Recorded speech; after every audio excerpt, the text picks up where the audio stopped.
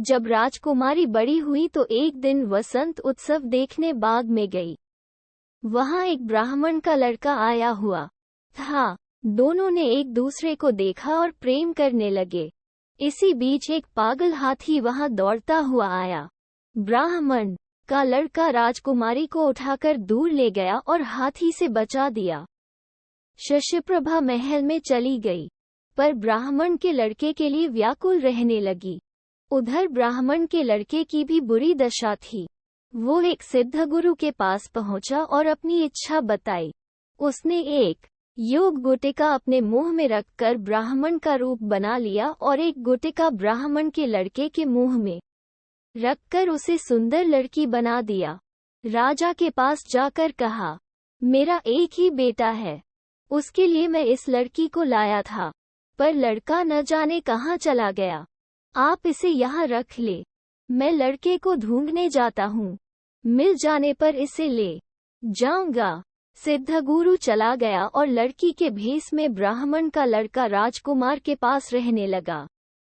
धीरे धीरे दोनों में बड़ा प्रेम हो गया। एक दिन राजकुमारी ने कहा, मेरा दिल बड़ा दुखी रहता है।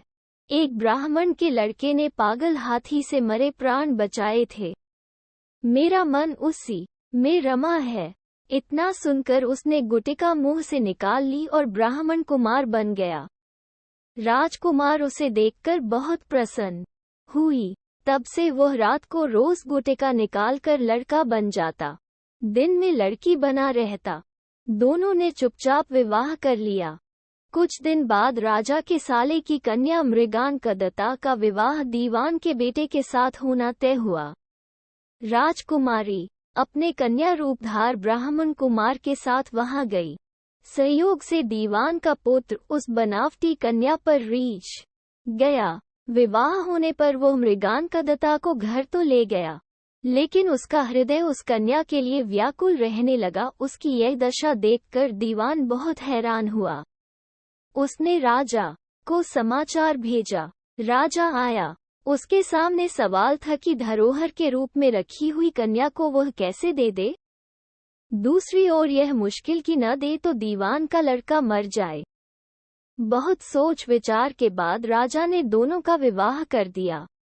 बनावटी कन्या ने यह शर्त रखी कि चूंकि वो दूसरे के लिए लाई गई थी, इसलिए उसका यह पति 6 महीने तक यात्रा करेगा, तब वो उससे बात करेगी। दीवान के लड़के ने यह शर्त मान ली।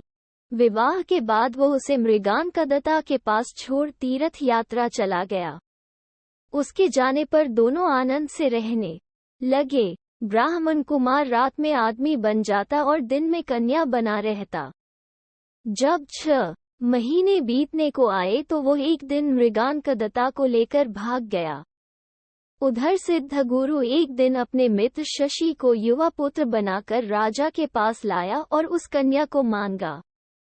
शाप के डर के मारे राजा ने कहा, वो कन्या तो जाने कहाँ चली गई, आप मेरी कन्या से इसका विवाह कर दें।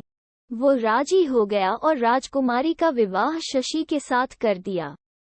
घर आने पर ब्राह्मण कुमार ने कहा, यह राजकुमारी मेरी स्त्री है, मैंने इससे गंधर्व रीति से विवाह किया है। शशि ने कहा, यह मेरी स्त्री है, क्योंकि मैंने सबके सामने विधि पूर्वक ब्याह किया है। बेताल ने पूछा, शशि दोनों में से किसकी पत्नी है?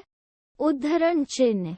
राजा ने कहा, मेरी राय में वो शशि की पत्नी है, क्योंकि राजा ने सबके सामने विधिपूर्वक विवाह किया था।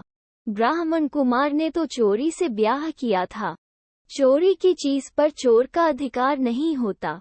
इतना सुनना था कि बेताल गायब हो गया और राजा को जाकर फिर उसे लाना पड़ा।